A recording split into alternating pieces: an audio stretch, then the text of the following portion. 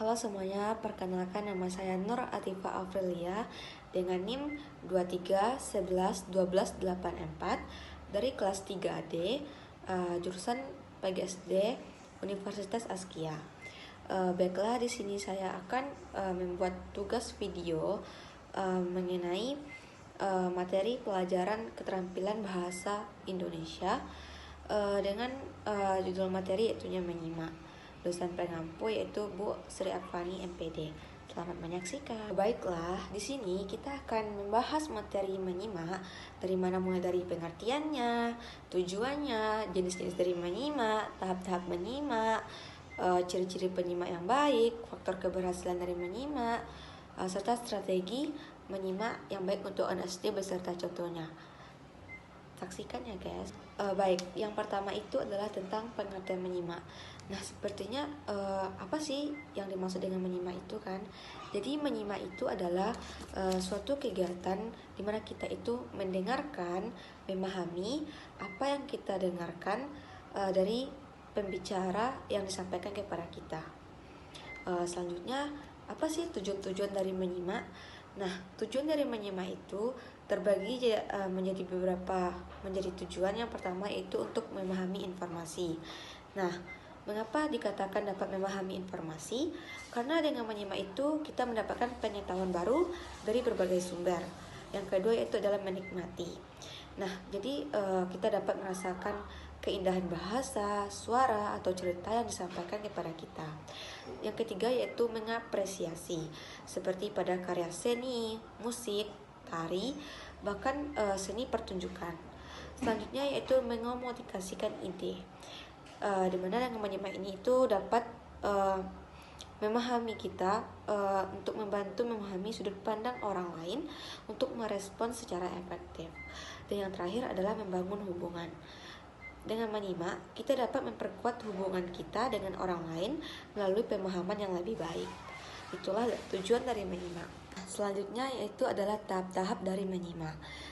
Nah, jadi teman-teman, ternyata proses menyimak melibatkan beberapa tahap loh. Dimana yang pertama itu adalah penerimaan. Nah, jadi penerimaan itu adalah mendengarkan dengan penuh perhatian terhadap pesan yang disampaikan. Yang kedua yaitu adalah pemahaman. Nah, pemahaman ini adalah menganalisis makna yang terkandung dalam pesan atau informasi yang disampaikan oleh pembicara. Yang ketiga yaitu pengingatan. Nah, di mana pengingatan ini kita harus menyimpan informasi penting yang disampaikan dalam ingatan kita. Selanjutnya yaitu adalah evaluasi. Nah, evaluasi ini adalah menilai kebenaran tentang informasi yang kita dapat dari pesan yang disampaikan. Dan yang terakhir adalah penanggapan, dengan memberikan respon atau umpan balik terhadap pesan yang kita terima kepada pembicara. Yang terakhir selanjutnya adalah jenis-jenis dari menyimak.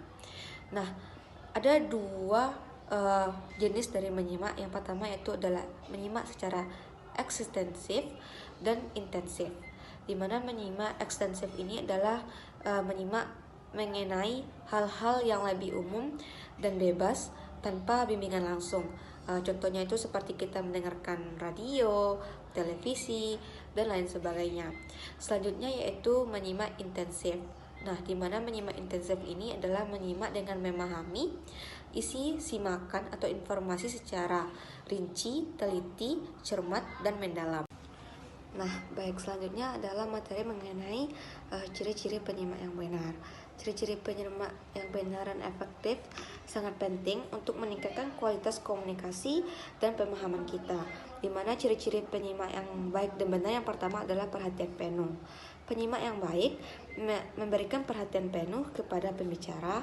Mereka fokus pada apa yang disampaikan, menghindari gangguan dari lingkungan sekitar, serta tidak melakukan aktivitas lain yang dapat mengalihkan perhatian. Yang kedua yaitu menggunakan bahasa tubuh yang responsif. Nah, di mana penyimak yang efektif menunjukkan minat dan keterlibatan melalui bahasa tubuh, seperti mengangguk, mempertahankan kontak mata, dan menghindari posisi tubuh yang tertutup. Dan yang ketiga yaitu mendengarkan secara efektif. Nah, penyimak yang baik tidak hanya mendengarkan kata-kata yang diucapkan, tetapi juga berusaha memahami makna di balik kata-kata tersebut, atau berusaha memahami makna yang disampaikan dari pembicara. Yang selanjutnya yaitu mengajukan pertanyaan. Nah, penyimak yang efektif seringkali mengajukan pertanyaan setelah mengetahui apa yang pembicara sampaikan. Dan yang terakhir adalah memberikan umpan balik. Penyimak yang baik memberikan umpan balik yang konstruktif setelah mendengarkan. Umpan balik ini itu dapat berupa komentar, saran, atau refleksi apa saja yang telah didengar. Selanjutnya yaitu mampu menyimpan informasi. Nah, jadi penyimak yang baik itu mampu menyimpan informasi seperti ketika pembicara menyampaikan apa yang disampaikan, dia mampu menyimpan informasi yang disampaikannya. Seperti ketika pembicara menanyakan apa yang telah disampaikan, dia mengerti dan paham dan bisa menjawab apa yang pembicara tanyakan. Selanjutnya yaitu adalah faktor-faktor penentu dari keberhasilan menyimak, di mana faktor pertama adalah faktor dari kondisi lingkungan. Nah, kondisi lingkungan ini itu sangat mendukung dari proses menyimak, karena seperti kalau kita berada di lingkungan yang penuh dengan kebisingan, itu akan membuat daya menyimak kita itu sangat berkurang, karena kita akan tidak konsentrasi dengan apa yang kita dengarkan. Namun sebaliknya, jika kita berada di kondisi lingkungan yang kondusif, itu mungkin kita dapat memahami materi dengan baik, karena di sana kita mendapatkan ketenangan. Yang kedua yaitu perhatian dan konsentrasi. Kemampuan penyimak untuk memberikan perhatian dan penuh konsentrasi pada pembicara sangat penting. Seperti gangguan dan pikiran itu menjadi salah satu faktor yang dapat menghambat daya dari menyimak kita. Selanjutnya yaitu keterampilan komunikasi pembicara. Seperti cara pembicara menyampaikan materi itu juga sangat mempengaruhi, seperti intonasinya, kejelasannya, gaya bahasa, dan gaya bahasa.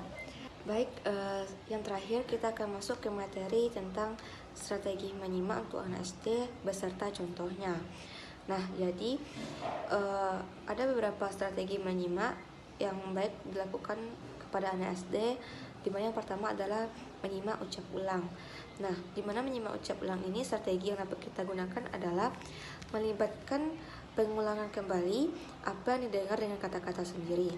Maksudnya, siswa itu diminta untuk mengulang kembali apa yang telah disampaikan oleh guru. Contohnya seperti guru menyampaikan cerita tentang sang kancil. Nah, nanti peserta didik disuruh untuk mengulang kembali seperti siapa-siapa saja tokoh-tokoh yang terlibat dalam cerita tersebut. Yang kedua yaitu mengidentifikasi kata kunci, di mana caranya yaitu mencari kata kunci yang penting dan dapat membantu memahami inti pesan. Kata kunci itu seperti biasanya itu kata benda, kata kerja, dan lain sebagainya. Contohnya seperti anak mendengarkan cerita tentang seorang putri yang ingin menjelajah dunia. Nah, kata kuncinya seperti putri, menjelajahi, dunia, pertualangan. Yang ketiga yaitu merangkum. Nah, di mana strategi merangkum ini yaitu menyatukan informasi penting dari pesan yang didengar menjadi ringkasan yang singkat. Contohnya seperti anak mendengarkan cerita tentang seorang anak yang membantu ibunya di pasar. Nah, maka anak tersebut kita suruh untuk merangkum cerita dengan kalimat seorang anak membantu ibunya berjualan di pasar dan belajar tentang bekerja keras. Selanjutnya yaitu strategi yang dapat kita gunakan adalah dengan menjawab pertanyaan. Seperti kita mengajukan pertanyaan kepada peserta didik mengenai pesan apa yang telah kita sampaikan. Selanjutnya strategi yang dapat kita lakukan adalah dengan cara simak tulis. Nah, di mana simak tulis ini itu adalah cara mencatat poin-poin penting tentang apa yang kita dapatkan dari pembicara. Contohnya kalau pada anak SD, ketika anak mendengarkan penjelasan guru, misalnya seperti tentang sistem tata surya, maka mereka disuruh seperti mencatat poin-poin penting seperti matahari itu adalah bintang, bumi adalah planet ketiga dari matahari, dan ada 8 planet tata surya di dunia ini. Selanjutnya yaitu mengenai simak terka. Nah, di mana simak terka ini adalah menebak atau memprediksi apa yang akan dikatakan selanjutnya berdasarkan informasi yang telah didengar. Contohnya seperti anak mendengarkan cerita tentang seseorang yang tersesat di hutan. Lalu anak menebak bahwa seseorang tersesat tersebut akan bertemu dengan hewan hutan dan tidak menemukan jalan pulang. Yang selanjutnya yaitu adalah simak kerjakan. Nah, dimana simak kerjakan ini adalah melakukan aktivitas tertentu yang berkaitan dengan informasi yang didengar. Contohnya seperti anak mendengarkan instruksi untuk membuat kerajinan tangan, maka anak tersebut akan mengikuti instruksi yang kita berikan. Selanjutnya dan yang terakhir adalah dengan cara bisik berantai, di mana strategi ini melibatkan beberapa orang yang duduk berkelompok, di mana orang pertama mendengarkan pesan, lalu orang kedua melanjutkan pesan dari orang pertama, kemudian seterusnya sampai orang terakhir akan membacakan hasil dari pesan-pesan yang dia dapatkan dari orang-orang sebelumnya. Selanjutnya yaitu adalah fokus dan konsentrasi, di mana tujuan dari fokus dan konsentrasi ini itu untuk membantu anak untuk fokus pada informasi yang disampaikan dan menghindari gangguan. Di mana contohnya seperti sebelum mendengarkan cerita, kita suruh anak itu untuk duduk tegak, melihat ke arah pembicara dan menghindari berbagai gangguan, entah itu nantinya diganggu sama temannya ataupun yang mengalihkan konsentrasinya. Selanjutnya adanya mendengarkan dengan aktif, di mana tujuan dari mendengarkan dengan aktif ini adalah untuk membantu anak terlibat dalam proses menyimak dan memproses informasi itu dengan baik. Contohnya kita mendorong anak untuk mengajukan pertanyaan, membuat catatan singkat, atau mengulang kembali informasi yang telah didengar oleh mereka. Selanjutnya yaitu adanya mengidentifikasi informasi utama. Nah, di mana tujuan dari mengidentifikasi informasi utama ini untuk membantu anak untuk memahami poin-poin penting dari informasi yang disampaikan oleh pembicara. Contohnya sama seperti halnya dengan setelah mendengarkan cerita, kita tanya siapa tokoh utama yang dibicarakan oleh kakak tadi gitu. Selanjutnya adalah untuk mengatur waktu menyimak. Nah, jadi dimana tujuannya ini untuk membantu anak supaya tetap fokus dan termotivasi, membagi waktu menyimak menjadi sesi-sesi singkat. Contohnya bagi waktu menyimak untuk anak itu beberapa sesi agar anak tidak cepat merasa bosan. Selanjutnya yaitu dengan menggunakan teknik visualisasi, di mana teknik ini itu memiliki tujuan dalam membantu anak mengingat informasi dengan lebih mudah melalui gambar atau visualisasi lainnya. Contohnya kita mendorong anak itu untuk membayangkan cerita yang didengar itu atau membuat gambar yang sederhana untuk membantu anak mengingat informasi yang disampaikan. Selanjutnya yaitu adanya melatih menyimak dengan berbagai sumber. Nah, jadi tujuan dari melatih menyimak dengan berbagai sumber ini itu adalah dapat membantu anak untuk mengembangkan kemampuan menyimak dalam berbagai konteks dan situasi. Contohnya, kita bisa menggunakan berbagai sumber seperti buku, video, audio, dan podcast untuk melatih anak menyimak. Selanjutnya adanya memberikan pujian dan motivasi. Nah, jadi tujuan dari kita memberikan pujian dan motivasi ini tuh untuk meningkatkan kepercayaan diri anak itu bahwa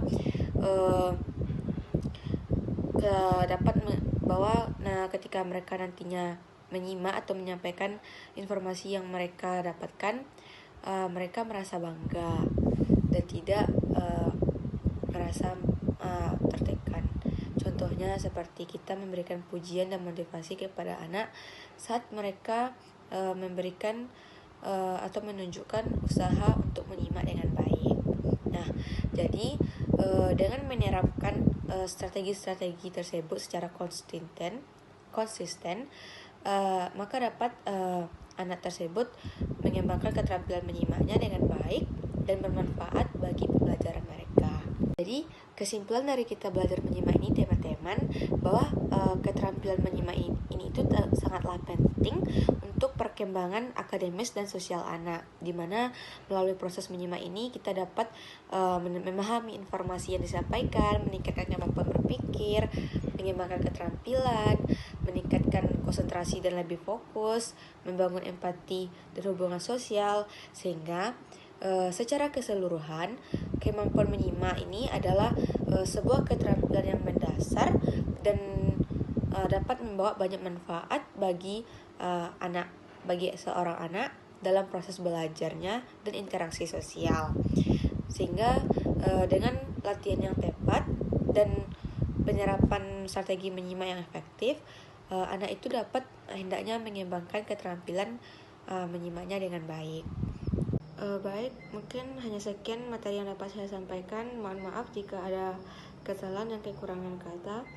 Karena yang sempurna adalah milik Allah Subhanahu wa taala. Saya tutupi dengan membaca Assalamualaikum warahmatullahi wabarakatuh.